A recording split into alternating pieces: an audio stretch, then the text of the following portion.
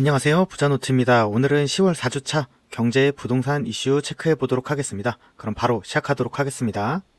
4주차 경제 부동산 이슈는 무엇이 있는지 총정리해서 한번 알아보도록 하겠습니다. 계속 말씀드리지만 매일매일 정리된 뉴스 보고 싶으신 분들은 이제 링크 타고 제 블로그 방문해 주시면 될 것 같습니다. 그럼 바로 시작하도록 하겠습니다. 먼저 글로벌 이슈들을 보면 이제 미국 대선 사전 투표도 시작했고 이제 본격적인 레이스를 시작했잖아요. 근데 그런 상황에서 트럼프 당선 가능성이 점점 높아지면서 시장에서는 그런 반응들이 슬슬 나오고 있다라고 보시면 좋을 것 같습니다. 금값이 올라가고 있고 또 이제 강달러가 예상이 되잖아요. 트럼프 같은 경우엔 자국 우선주의를 얘기하다 보니까 그래서 강달러가 되면서 달러 강세도 나오고 있고 추가적으로 국채 금리가 튀어 오르고 있는 상황. 왜냐하면 현재 미국 재정 부담이 계속 늘고 있다. 이자 부담이 늘고 있다라고 얘기가 나오고 있는데 또한 트럼프가 되면 또 추가적인 재정 부양, 경기 부양을 위해 재정을 늘릴 거다라는 얘기가 나오면서 국채 금리가 더 올라가고 있다라고 보시면 좋을 것 같습니다.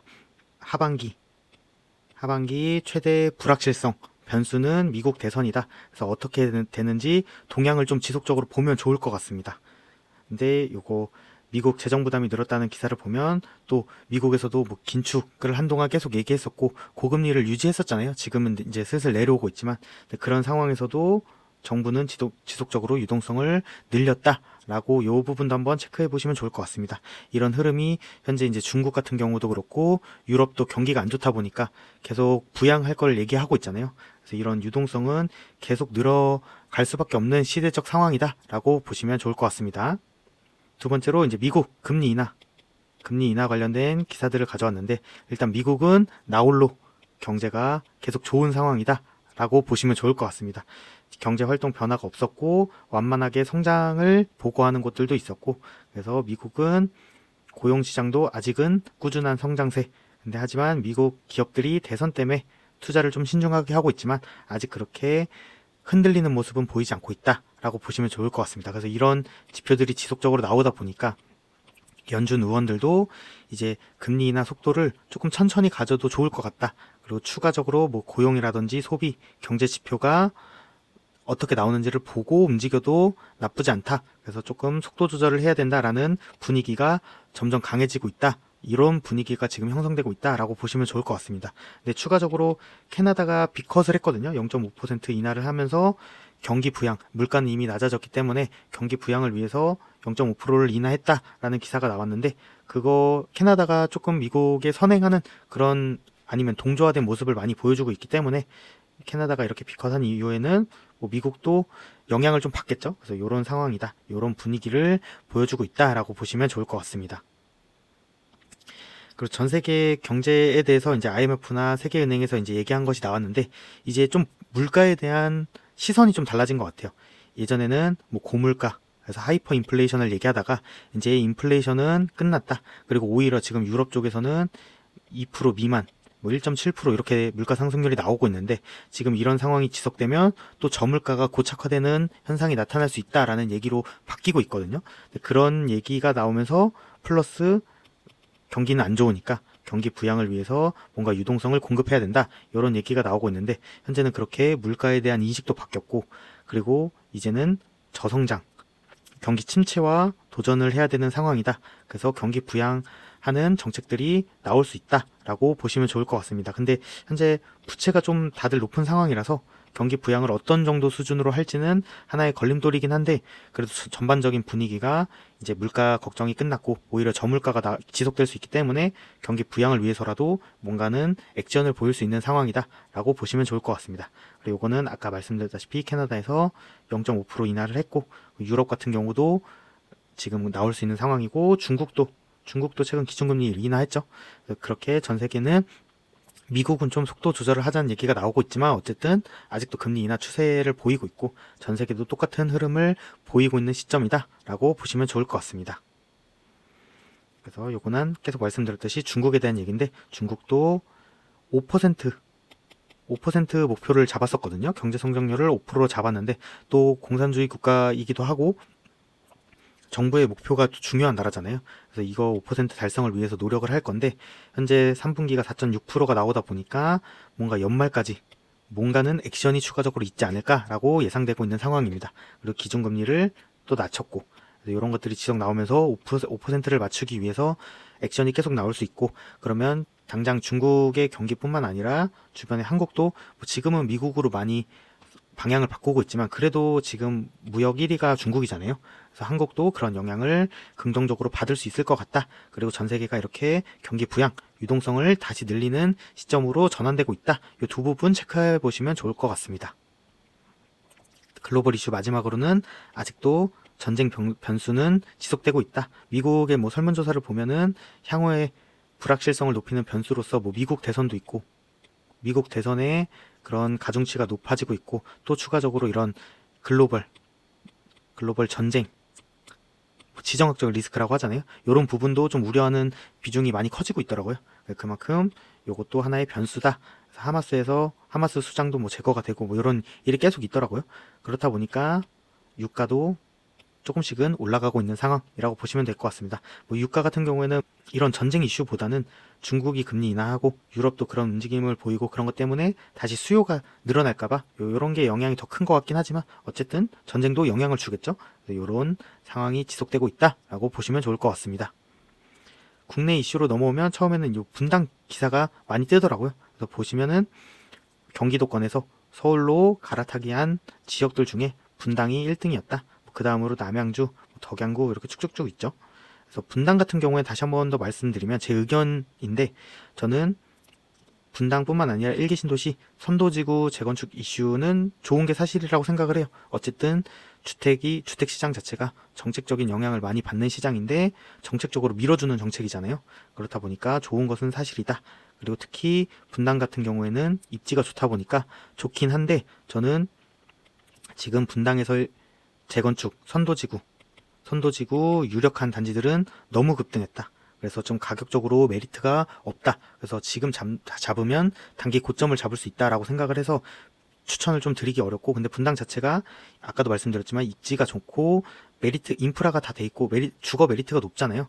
그렇다 보니까 아직 선도지구 이야기가 없는 곳들 중에서 상대적으로 덜 회복한 곳들은 나쁘지 않을 것 같다라고 생각을 합니다. 근데 그렇지만 일단 일기 신도시 재건축 자체가 저는 물리적인 한계가 크다고 생각을 하고, 그래서 요번에 올해 선도지구 지정하는 단지와 그 이후에 재건축이 진행될 단지와의 좀 준공 격차가 엄청날 것으로 저는 개인적으로 예상이 되거든요. 현실적으로 진짜 쉽지 않은 공사기 때문에 저는 그렇게 될 거라고 생각은 하고, 그래서 요번 기사처럼 저도 생각은 좀 이렇게 관심을 받을 때 조금 서울로 갈아타는 게 어떤가 라는 생각이 좀 많이 들었습니다. 그래서 일단 요약을 해보면, 일단 분당뿐만 아니라 모든 일기 신도시에서 요번에 선정이 유력한 곳들은 좋다. 근데 분당 같은 경우엔 그 이슈를 타고 이미 많이 급등했기 때문에 좀 메리트가 없다 라고 보시면 될 것 같고, 선도지구 유력한 거 이외의 단지 같은 경우에는 분당이나 평촌 그렇게 입지 좋은 곳들 중에 선도지구 외의 단지 중에 좀 덜 회복한 것들, 그런 것들은 좀 괜찮은데 그것뿐만 아니라 서울 갈아타기를 같이 고민하셨으면 좋겠다라고 좀 정리해보면 좋을 것 같습니다. 분당 같은 경우에 강남 3구로 많이 왔네요. 강남 3구로 많이 왔고, 남양주 같은 경우에는 이제 보통 동부권이잖아요. 서울 동부권 외곽 지역인데 그 안쪽으로 강동, 성동, 중랑, 노원 뭐 이쪽으로 많이 왔네요. 그래서 이쪽으로 많이 왔다고 보시면 될 것 같고, 이분들은 저는 항상 상급지 갈아타기는 좋다고 생각을 해요. 그래서 덕양구 분들도 은평 쪽으로 오는 선택은 잘하신 것 같다고 생각을 하고, 이제 가격을 어떻게 잡았냐가 중요하긴 하지만 저는 상급지 갈아타기는 시점만 잘 잡으면 언제든 괜찮다. 그리고 그렇게 우리도 나아가야 된다라고 말씀을 드리고 싶습니다.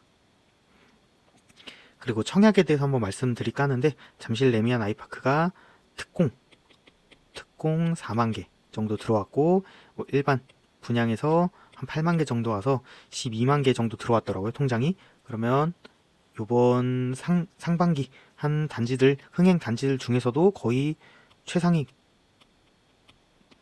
흥행 성적이다라고 보시면 좋을 것 같고, 이렇게 청약이 활발하고 한 것에 비해서 저는 청약 통장 자체는 메리트가 크지 않다라고 생각을 해요. 그래서 이미 청약 점수가 높으신 분들은 남은 이렇게 좀 분양가 상한제 대여 단지들, 대단지 몇 개 안 남았거든요. 뭐 저는 개인적으로 용산 아세 아파트 이런 것들이나 뭐 방배 6구역 아직 남았죠. 이런 것들 얼마 안 남았으니까 이런 거 쭉 보시면 좋은데, 저처럼 뭐 30대 이제 청약 점수를 모아야 되는 분들 같은 경우에는 청약을 그렇게 장기간 기다리는 메리트가 좀 없지 않나 라고 개인적으로 생각이 들고, 뭐 지금 내가 부동산적으로 뭔가 하기 뭐 방향성이 없다라고 하시는 분들은 요즘에 금리도 높여주고 뭐 공제 한도라든지 월 남입금액을 늘려줬잖아요. 그래서 이런 것들 가입해 놓는 건 좋지만 너무 고집할 필요는 없다라고 생각이 들어요. 어쨌든 점차 분양가는 올라갈 수밖에 없고, 이렇게 분상제 단지 경쟁률이 박 터지는 곳 외에는 또 크게 메리트가 없다고 생각을 하기 때문에, 그래서 너무 고집할 필요는 없다라고 요 정도로 체크해 보시면 좋을 것 같습니다. 그리고 목동 재건축 단지들 뭐 정비 계획안들이 지속적으로 나오더라고요. 그래서 6단지, 뭐 8단지, 뭐 이렇게 14, 12단지 뭐 이렇게 지속적으로 나오고 있는데, 요번에는 12단지가 나왔다. 이쪽은 좀 고도 제한이 있기 때문에 다른 곳들보다는 좀 낮은 43층 2788가구로 재건축이 되는데, 12단지 정비 계획안 보니까 현재 매물도 그렇고 뭐 20평대, 27평대 이런 매물들 현재 매매가 생각해보고, 뭐 현재 나온 뭐 조합원 분양가라든지 이런 거 생각해보면 확실히 메리트가 있더라고요. 그래서 저는 이런 현재 투자 메리트뿐만 아니라 목동 자체가 거의 신도시처럼 변하잖아요, 차차. 그리고 학원가도 잘 형성되어 있고, 그래서 목동 자체는 지속적으로 좀 좋을 것 같다. 그래서 목동은 현재 일단 가격은 잘 봐야 돼요. 거의 재건축이 요즘 강세다 보니까 많이 올라왔잖아요. 그래서 단기 고점을 잡을 수도 있으니까 그 부분은 조심을 하되, 장기적으로는 목동은 뭐 지속적으로 좋을 거다라는 말씀 가볍게 드리고 넘어가도록 하겠습니다. 그리고 시황에 대해서 한번 두 기사를 보고 말씀을 드릴까 하는데, 일단 대출 영향, 확실히 대출 영향이 크긴 크겠죠. 대출 영향도 크지만 저는 추가적으로 상반기 너무 올랐다, 너무 급등했다, 그래서 저는 거래량도 감소하고 쉬고 있다고 생각이 들어요. 하지만 아직 대출 규제가 연말까지는 지속할 거라는 정부 좀 의지가 강한 언급들이 계속 나오고 있거든요. 그렇다 보니까 대출 규제는 연말까지 갈 수도 있고, 그리고 아직 금리 인하 기대감도 있고, 뭐 집값이 더 상승할 거라는 기대감이 크다 보니까 정말 큰 대단지 외에는 그렇게 호가가 많이 조정된 매물들이 아직은 안 나오고 있거든요. 그래서 일단은 연말까지는 좀 쉬는 타이밍을 갖지 않을까라는 생각이 듭니다. 매매 같은 경우에는 대출 규제 영향뿐만 아니라 상반기 너무 급등한 부분, 연말까지 대출 규제가 이어질 거고, 이러면 금매가 크게 나오지 않는 이상 한번 이렇게 거래가 쭉 좀 침체되는 게 한동안은 이어질 것 같다라고 보시면 될 것 같습니다. 뭐 현재 지표들을 보면 강남 서초부터 상승률이 계속 낮아지다 다시 조금 확대되는 모습이 나오긴 하는데, 저는 그게 다시 뭐 중하급지까지 빠르게 확대될 것 같진 않고 조금은 쉴 타이밍이다 라고 보시면 될 것 같습니다. 그래서 매매는 이렇다 라고 보시면 좋을 것 같고, 전세는 지금 둔촌주공 같은 경우에 사전 점검을 했는데 생각보다 전세 매물이 늘고는 있지만 되게 빠르게 늘고 있지는 않거든요. 그렇다 보니까 전세는 확실히 매물이 서울 전반적으로 줄었고, 수요는 그래도 살아있구나. 아직 뭐 큰 폭으로 늘고 있는 것 같진 않은데 어쨌든 수요가 있는 상황이긴 하구나. 그래서 그런 입주장에도 조금은 잘 버티고 있구나 라는 생각이 듭니다. 하지만 또 다른 입주장이 펼쳐지고 있는 이문희경이나 광명 같은 경우엔 슬슬 부담을 느끼고 조정되는 모습이 보이거든요. 그러니까 전세도 그렇게 낙관할 상황은 아니다. 근데 이거는 좀 단기적인 관점이라고 보이고, 저는 앞으로 공급도 없고 하다 보니까 단기적으로는 입주장 때문에 흔들릴 수 있어도 뭐 25년, 26년을 거치면서 전세는 그래도 이번을 넘기면 상승할 가능성이 높지 않을까라는 생각이 듭니다.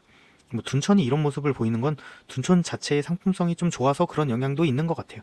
어쨌든 매매는 좀 쉴 것 같고, 전세는 입주장으로 단기적으로 흔들릴 수 있지만 좀 강세를 보일 수 있지 않을까. 매매도 한 연말 내년 초까지는 쉬다가 어쨌든 한국도 금리 인하 흐름을 따라가야 되잖아요. 지금 현재 내수도 별로 안 좋고 건설업도 안 좋다 보니까. 그래서 그런 금리 추후 방향성이 나오면 그때 다시 한번 자극을 받지 않을까라는 생각이 듭니다. 그리고 디딤돌 대출이 이제 여론에 너무 반발이 있다 보니까 일단 유예를 했다가 다시 조만간 발표할 거라는 기사가 나오더라고요. 그때 조금 사람들이 많이 반발했던 게, 갑자기 이렇게 실행을 해서 잔금 대출이 막히게 됐다. 이런 갑자기 피해 보시는 분들 얘기가 많이 나왔는데 그런 부분을 좀 감안을 해서 조금 유예 기간을 좀 설정할 거다라는 얘기가 나오고 있고 주로 많이 받아가는 수도권 위주로 묶을 거다라는 얘기가 나오고 있습니다. 이런 것들을 봤을 때도 일단은 연말까지는 대출 그리고 유동성에 대한 뭐 제한을 좀 두려는 의지가 보이죠. 그래서 이런 상황이다라고 보시면 좋을 것 같습니다. 그리고 철도 지하화에 대한 얘기가 나왔는데 용산구가 철도 지하화 구상안을 서울시에 제출했다라는 기사가 나오고 나서 그 다음날 오세훈 시장이 철도 지하화 구상안에 대해서 발표하는 이렇게 흐름을 가져왔습니다. 이런 걸 봤을 때 철도 지하화 호재 자체는 되게 좋은, 일단 긍정적인 면을 보자면 어쨌든 파급력이 큰 호재라고는 생각을 해요. 어쨌든 이게 용산, 뭐 서울역, 그리고 청량리도 그렇고 영등포, 어쨌든 과거의 서울 핵심지 그리고 관통하는 노선이다 보니까 이런 것들이 지하화되고 지금 뭐 연트럴파크라고 하잖아요. 그런 것들 활성화되고 녹지가 된 거 보면 이런 것들이 됐을 때 파급력은 엄청 클 거다. 일단 그 부분은 인정을 하는데 이게 지금 현재 공사비도 매우 높은 시대고 그리고 공사 난이도가 엄청난 사업이잖아요. 그리고 현재 계획으로도 27년 사업이 가능하게 돼서 28년에 바로 착공한다고 하더라도 30년 중반이나 후반을 가야 뭐 일부 구간이 준공될 수 있다라는 얘기가 나오는 것처럼 일단 현실화되기도 어려운데 바로 시작하더라도 매우 장기적인 프로젝트다. 그래서 지금 당장 영향을 주긴 어렵지만 이런 것들은 계속 파급력이 엄청 큰 사업이기도 하고 계속적으로 관심을 받을 수 있는 곳들이니까 뭐 이런 것들을 한번 임장해 보시면서 체크해 보시면 좋을 것 같아요. 그리고 개인적으로 저는 사업적인 좋은 곳들 그리고 2040 뭐 서울 계획에서 서울시가 좀 뽑았던 핵심 지역들 위주로 연말에 선도지구가 선도 노선, 선도 사업장이 형성되지 않을까. 개인적으로 서울역 용산 라인은 뭐 용산공원이라든지 국제 업무지구 같은 국책 사업이랑도 연결이 되고 그 다음에 뭐 서울에서 거점으로 생각하는 영등포라든지 특히 뭐 청량리 뭐 이런 것들이 일부 선정이 되지 않을까. 그리고 개인적으로 지방 같은 경우는 사업성 이슈가 지속적으로 나올 수밖에 없기 때문에 이런 큰 공사는 쉽게 되지 않지 않을까라고 예상을 하고 있습니다. 어쨌든 좋은 호재다라고 보시면 좋을 것 같습니다. 용산역 이쪽 라인, 노량진역까지 영등포 이쪽도 그렇고 뭐 동부권에선 그리고 오세훈 시장이 동부권을 좀 밀려는 의지를 계속 보이고 있다 보니까 청량리, 뭐 왕십리 이쪽 라인도 조금 얘기가 나오지 않을까라는 생각이 듭니다. 그리고 강북 전용 사전 협상제 이게 나왔는데 이건 뭐냐? 광운대 역세권 뭐 물류부지뿐만 아니라 주거도 이제 다음 달에 분양을 예고하고 있는데 요거 착공식에서 나온 얘긴데 균형 발전형 사전 협상제를 하겠다. 쉽게 얘기하면 인센티브 사업성 관련 인센티브를 주겠다라는 얘기고 강북 8개 구에 상업 대상지를 정했다. 그래서 그 다음 장에 뭐 대상 지역들이 있는데 한번 뭐 그런 지역들에게는 일단은 호재다. 근데 단기적으로 뭐 막 갑자기 가격이 오른다던가 이런 영향을 주진 않겠지만 장기적으로는 호재다. 그래서 지역 정도는 알고 넘어가시면 좋을 것 같습니다. 여기서도 볼 수 있듯이 오세훈 시장이 강북권 개발에 힘쓰고 있는 의지가 보여지죠. 이런 것들을 한번 체크해 보시면 좋을 것 같고 추가적으로 광운대 역세권 주거 같은 경우에 이제 분양을 하는데 개인적으로 청량리 고층 주복들을 보면 뭐 옥수동 신축 아파트랑 뭐 비슷한 가격을 찍는 실거래가 나오기도 하고 그런 모습을 보여주잖아요. 저도 개인적으로는 상급지로 계속 가야 된다라고 생각은 하지만 점점 상품성 뭐 급지가 좀 낮더라도 상품성이 이렇게 고층이라든지 좋은 곳들은 그렇게 높은 거래가 나오잖아요. 그런 걸 봤을 때 점점 상품성을 추구하는 이런 흐름이라면 광운대 역세권도 고층 주거에 상품성이 괜찮을 거라고 예상이 되거든요. 이런 것들도 뭐 관심은 많이 받지 않을까라는 생각이 듭니다. 그래서 가격 나오는 거 보시고 괜찮을 것 같다라고 하시는 분들은 뭐 접근하는 것도 나쁘지 않을 거라고 생각이 듭니다. 아까 강북 사업장들은 이런 광운대 역세권, 뭐 동부 화물터미널, 뭐 동서울 터미널, 뭐 삼표 레미콘 성수동이죠. 그리고 서울 북부 역세권 일자리가 들어가는 부분, 용산 철도병원, 목동 CBS 어쨌든 이런 나온 현장들은 이제 개발이 된다는 거니까 한번 관심 가져보시면 좋을 것 같습니다. 그리고 제가 공급에 대한 기사들을 여러 개 가져왔는데 3기 신도시 올해 착공 목표의 6.3% 정도만 착공을 했다. 17만 호 정도 하려고 했는데 1만 호 정도 착공을 했으니까 6.3%다 라는 얘기가 있고, 수요가 감소해서 최근에 원자재가 좀 하락한다 라는 얘기가 있었지만 또다시 시멘트나 레미콘은 상승하고 있고, 그렇다 보니까 사업성이 잘 안 나오니까 서울의 대표 정비사업 현장들에서도 뭔가 경쟁을 조금 회피하는, 그래서 수의, 두 번 유찰되면 수의 계약으로 가잖아요. 수의 계약으로 가는 현장들이 늘고 있는 흐름이다. 그리고 둔촌주공 같은 경우에도 공사 중단 이슈가 나왔었죠. 뭐 지금은 합의가 돼서 다시 재개를 했는데, 어쨌든 이렇게 공사비 갈등이 나오는 현장들이 점점 늘고 있고 공사 중단까지 가는 현장들이 점점 늘고 있는데, 이만큼 현재 상황을 봤을 때 공급이 급격하게 늘기는 매우 어려운 상황이다 라고 보시면 좋을 것 같습니다. 뭐 정부나 LH, 서울시에서는 공급을 늘리겠다, 특히 뭐 3기 신도시뿐만 아니라 그린벨트를 해제하는 그런 부분뿐만 아니라 뭐 1기 신도시 재건축, 그리고 도심 정비 사업을 늘려서 수요가 많은 곳에 공급을 늘리겠다라고 얘기는 하고 있지만 현실적으로 매우 어렵다 라고 보시면 좋을 것 같습니다. 그래서 저도 개인적으로 1기 신도시 재건축 자체가 뭐 선도지구야 정책적으로 밀어줘서 몇 단지는 된다고 하더라도 나머지 단지는 되게 장기간이 걸릴 수밖에 없다 라고 예상하는 게 이런 부분입니다. 그래서 공급이 늘어나기엔 현실적으로 한계가 많은 상황이긴 하다 라고 보시면 좋을 것 같습니다. 그리고 또 그런 걸 유발하는 요인 중에 하나가 또 대표 정비사업 현장들이 요즘은 다 이렇게 69층, 70층, 뭐 못해도 40층 초반에서 뭐 50층 다 이런 고층을 선호하잖아요. 이런 것들이 공사 기간도 늘고 비용도 높다 보니까 더 공급이, 특히 도심 공급이 쉽지 않다라고 보시면 좋을 것 같습니다. 그런 전제하에 현재 판단하시면 좋을 것 같습니다. 그리고 예대 금리차가 늘어나고 있다라는 기사인데, 기준금리는 0.25% 인하했지만 정부의 대출 조이기 의지가 있기 때문에 대출금리는 여전히 상승세고 예대 금리차가 그래서 확대되고 있다. 그래서 이런 대출 규제 때문에 아까 말씀드린 대로 일단 부동산은 하락 추세를 보이고 있긴 하다. 근데 GDP 3분기 한국 GDP 경제 성장률이 나왔는데 0.1% 증가. 한국은행에서 목표로 잡았던 2%대, 2% 중반대 성장을 하려면 4분기에 1% 이상 성장을 해야 되는데 현실적으로 쉽지 않은 상황이다. 그래서 그만큼 세부 내용을 봐도 내수는 여전히 침체고 수출은 증가하다가 다시 하락세로 반전했고, 특히 건설업이 좋지 않은 모습을 보이고 있는데, 지금 현재 한국의 경제 상황을 봤을 때도 그렇고 은행이 돈을 번다라는 이런 기사들이 점점 나오면 나올수록 대출을 제한하는, 그리고 금리 인하 흐름은, 그러니까 대출 제한 같은 경우에는 점점 완화될 수밖에 없는 압력이 가해질 거고 금리 인하 압력도 커질 거다라고 보시면 좋을 것 같습니다. 일단 연말까지는 뭐 어떻게 됐든 지금 말하는 대로 묶을 수는 있겠지만 뭐 내년 초로 갈수록 뭐 이런 게 계속 나올 거고, 그러면 분위기가 반전될 수밖에 없다라고 보시면 좋을 것 같습니다.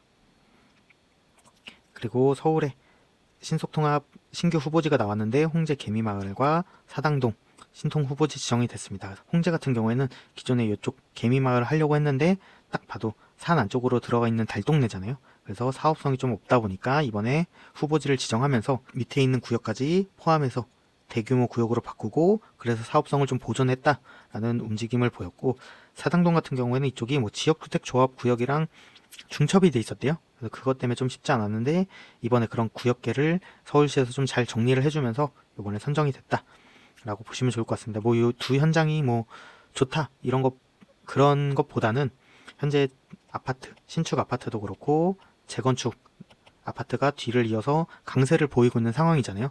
근데 재개발 같은 경우에는 지금 진행되는 곳들도 시세 같은 경우가 많이 반등하지 못하고 있는 상황이고, 추가적으로 초기 재개발 같은 경우는 거의 움직이지 않은 상황이거든요.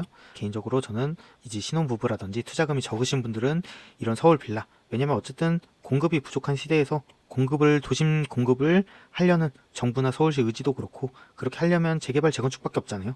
초기 재개발이나 뭐 이런 기존에 재개발하는 곳들이 지금은 적어도 관심이 받을 수밖에 없는데, 초기 재개발 같은 경우는 투자금이 싸잖아요. 그렇다 보니까 저는 이런 것들 하나씩 가져가는 건 개인적으로 좋다라고 생각은 하는데, 공부는 많이 해야겠지만 어렵잖아요, 빌라가. 어쨌든 좀 추천을 하다 보니까 이렇게 선정 이슈가 있으면 한 번씩 임장 다녀와 보고 가격이 어떤지 사업성은 어떨지 보시면 좋을 것 같습니다. 오늘 긴 영상 봐주셔서 감사합니다. 이슈는 이 정도로 정리하면 좋을 것 같습니다. 다음 주에도 이슈 정리해서 돌아오도록 하겠습니다. 봐주셔서 감사합니다. 다음에 또